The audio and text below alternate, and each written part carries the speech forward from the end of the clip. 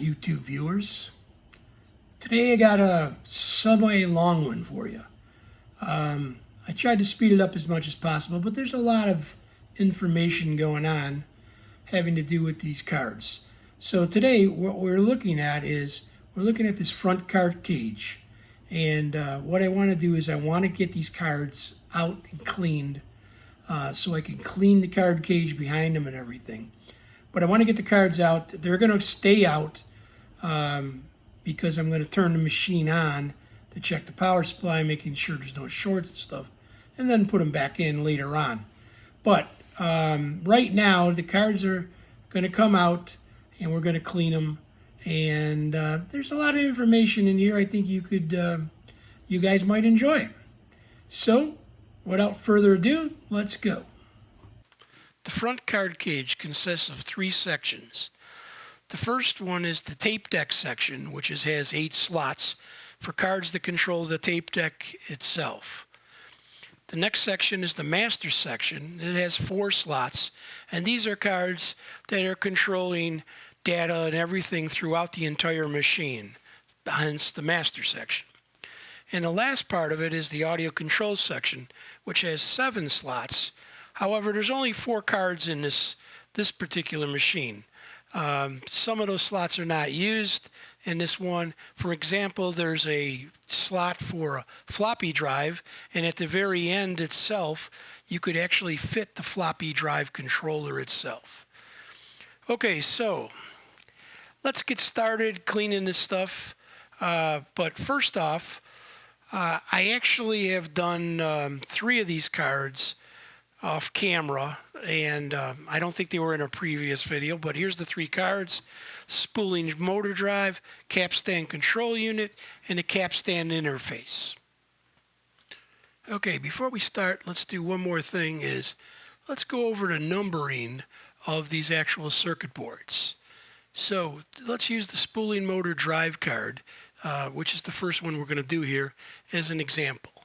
The spooling motor drive card is numbered 1.820.759.85. Okay? Now, the one I'm not quite sure for, but I think it means main assembly versus something external of the unit. 820 is obviously the machine. 820, if it was an 800 machine, it'd be an 800 there, etc. 759 stands for the actual spooling motor drive circuit. Okay? That's what this circuit is, the spooling motor drive, 759. .85, that's the revision of the spooling motor drive circuit. Okay? Now, there's something else I've given in there is the numbers in parentheses. Those numbers in parentheses are the circuit board numbers. Okay? And you'll see the circuit board is exactly the same except for the last 2 digits. That -14 is the revision of the PCB board, not the revision of the spooling motor drive assembly, but the revision of the circuit board that the spooling motor drive assembly is built on. Okay? Now let's get into this unit.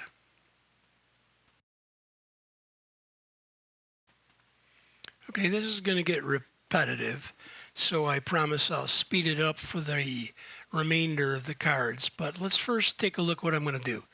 I'm going to take a note of the slot that this came out of, what the card's name is, what its actual number is, and the PC board number of the card. I'm writing that all down. Next, I'm going to, with the tweezers, I'm going to remove the front label. There's a protective plastic strip right there, because the label is made out of paper and it's printed on there. So the name of the card and all that is on that label. I'll pull that out, and the reason I'm taking out the front label is because this is going to go into a hot water bath, distilled water and detergent and stuff to clean the card off. And that would just destroy that label on the front of it. So now, once that label's off, what I'm doing is I'm brushing off all the loose dirt that is on the card, and you're going to see the loose dirt and everything collect on the blotter that I got underneath there, that blue blotter there. You're going to see after a while it gets quite full. But anyway, This is just brushing out anything that I find in between all the ICs, circuitry components, resistors, stuff like that. So there's just lots of junk in there. And when I'm done with this, then it goes to the ultrasonic cleaner, but I'm not going to show you that because we've already looked at that in a previous video. I basically have distilled water heated up, liquid Dawn dishwashing detergent, and some other enhancer. I forget the name of the stuff, OxyClean, that it enhances the dishwashing detergent a little bit. And it's just going to go in there for, I don't know, about 30 minutes or so, in which then I will take it out and blow with compressed air all the water, the residue that's left in there. Now, even though it's distilled water, I still want to get everything out that's sitting underneath ICs, underneath the sockets and everything like that, and clean it out. If I have any rust or anything in there, I will actually remove some ICs, clean them up a little, plug them back in, just make sure I'm getting good contact.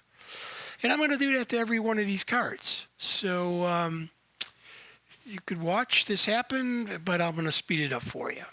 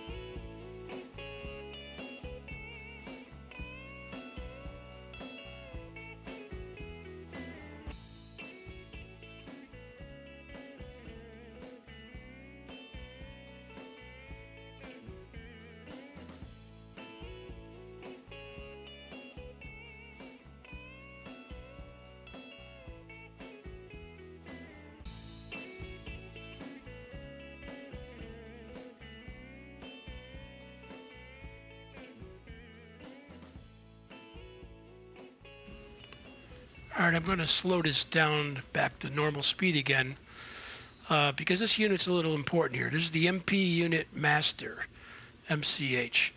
MP stands for microprocessor. This is the main microprocessor controller.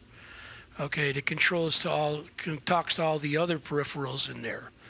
And there is some, there's ROM on here, that read-only memory, and there's some RAM on here, random access memory.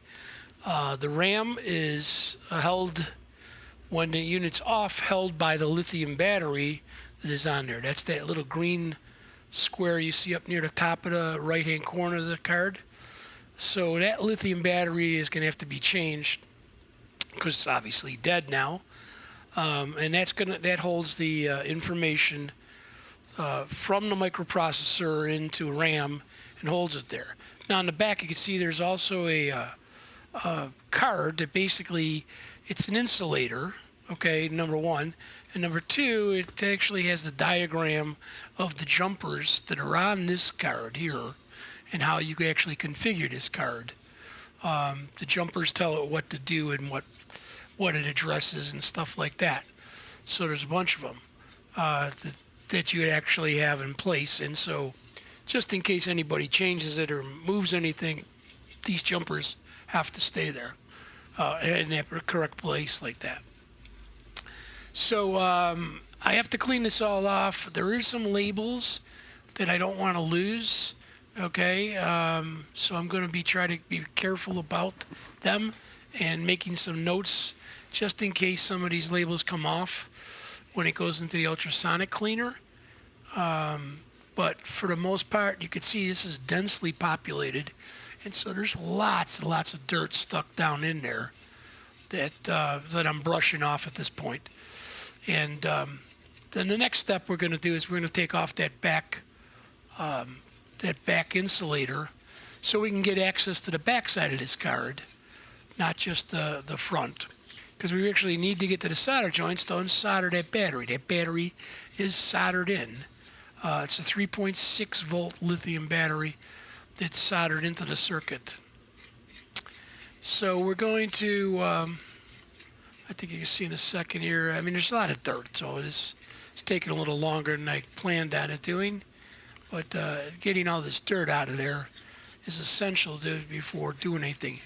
And I believe I did, although you won't see it here, I believe I removed the RAM and ROM chips before putting it in the ultrasonic cleaner, because I wanted to, there was some little rust and stuff going on at those chips, and I was a little worried about what was going on under them and the connection they would make.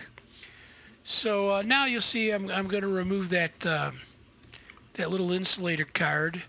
Some pretty small little nuts here. I don't believe, if I remember, if this is 2.5 or 2 millimeters, probably like that.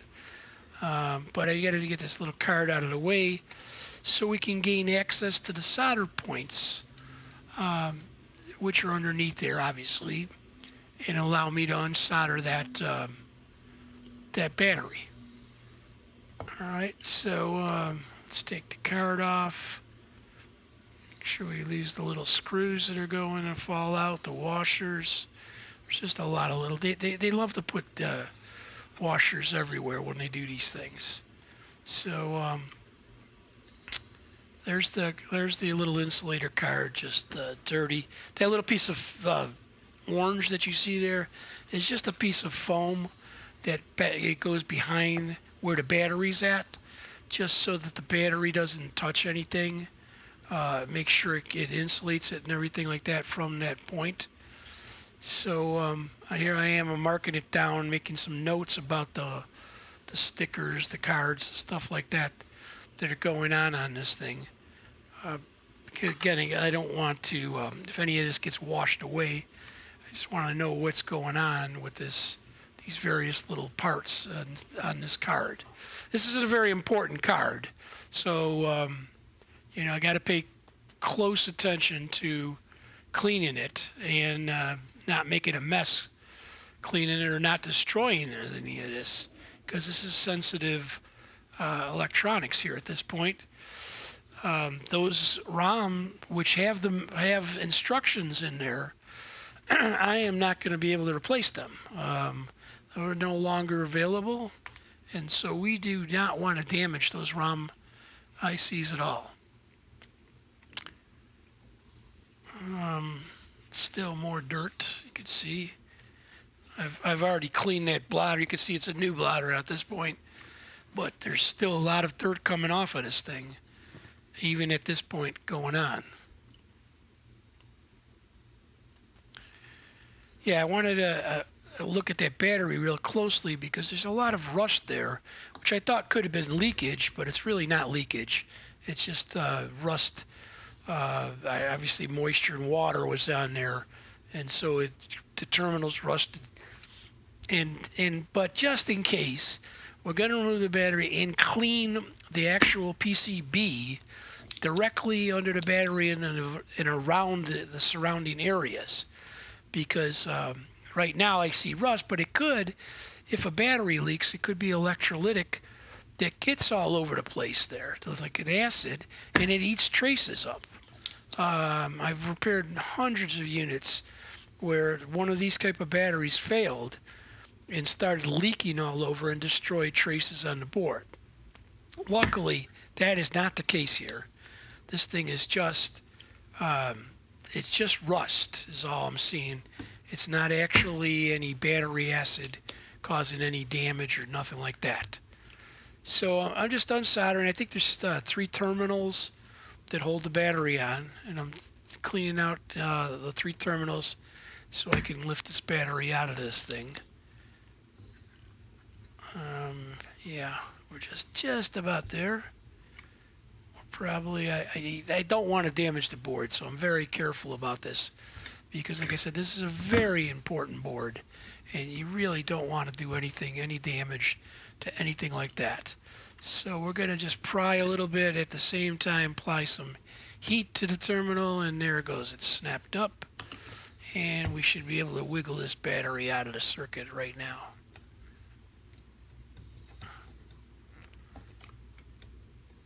And there we go. Battery's out. You could see when it just came out, you see that brown on the bottom, that's the rust. And that rust is all over in that area there. So like I said, I just got to clean that circuit really good in that area to make sure everything is correct. I mean, I don't want any traces not to work or not like that. So here I am, I'm putting some alcohol in there, and we're going to scrub the board right in that area there pretty good, because that stuff's all over in that area like that. Yeah, I just got to, like I said, I got to get it clean. I'm a little worried about, I think at this point I still didn't believe it was rust, but I know it is now, because when I actually got a meter in there to measure stuff, I found that it was actually clean. Everything was really fine. Everything was making continuity and working like that. There's a few diodes in there and a capacitor, and I'm going to measure those and make sure they're correct. And they actually, like everything else in this unit, the capacitors are still working perfectly. After sitting around for 20 some years, they just didn't age at all. Obviously because they weren't on and heated up, but they're working. Every time I pull out a cap, I find that it's the correct value. I have, like I said, I've changed caps, and I've changed a cap on one of these boards, but there's not a need to, because it's almost dead on. These caps are so good after all these years. They're, like I said, you're not talking 20 years worth of use. It's just sitting around. So here's what I was still thinking about that. Now here's an interesting thing that happened here, is when I went to go to put these together, I noticed that the circuit board number, for the MP unit control, unit TD control, is at 820-754-12, and the MP unit that I'm working on right now, okay, is an 820 754-12. The same exact boards, okay? However, they're stuffed different. You can see that on one board, there's 2 ROM chips. I mean, you look at the boards, they're identical boards. It's exactly the same. Dash 12, it's the same issue board. Both boards are identical, all right? But what's on one board is different. The jumpers are different. I believe I'm going to show you that in a second. But you could see here on this side, it's got 3 ROM chips and 1 RAM, and on the other side, only 2 ROM chips, an empty socket. And on top of it, I noticed that RAM chip is actually smaller, but now the battery only goes in the 1. Okay, so that's probably, I'm not sure what they're doing up there, but the battery's only needed on the 1. So now here's the jumper settings. Okay, and as you can see, that jumper matches. Those 3 jumpers match there. All right, those 3 jumpers match those 3 jumpers. And up here, these 4 jumpers here match on the chart there. Okay, but if we look at the chart, okay, the jumper settings, if we look at the chart compared to the other card, okay, we'll see some of these jumpers match. Like these down here match. Okay, that one matches. That does not match. All right, and up there definitely does not match. There's no jumpers in there. So you can see they configured the card differently for the 2 different functions that it's doing. All right, now I thought that was it, and later on I find out there's actually a third one of these cards here. Okay, that is actually a dash 12, a 754-12 card, and it's used later on in the circuit with another battery. But I won't bore you with changing that. We'll do that one at fast speed. But there you can see that IC's different than that one. It's got less pins. That's what I'm pointing to there. It's got a few less pins than it does on that one. So anyway, that's that one almost caught me because I started to put it there and go, wow, I don't understand where this battery gets in here. And so yeah, this is it here. The MP unit master, MCH is Multitrack, and this is all done. Cleaned, brand new battery in there. I tested all this stuff in that circuit area there to make sure it was good. Diodes, capacitors, everything like that was perfect at this point. And I measured it all, compared it against the other card. It was perfect. Everything good. I had these removed, put them back in the sockets, seated them nice and tight, made sure it was actually, making contact. As you can see, there's the old battery with the corrosion and stuff on it. And the new battery's installed in this unit. And yes, like I said, there was another one of these I didn't I'm going to come across it shortly. Anyway, let's go back to speeding this up for you.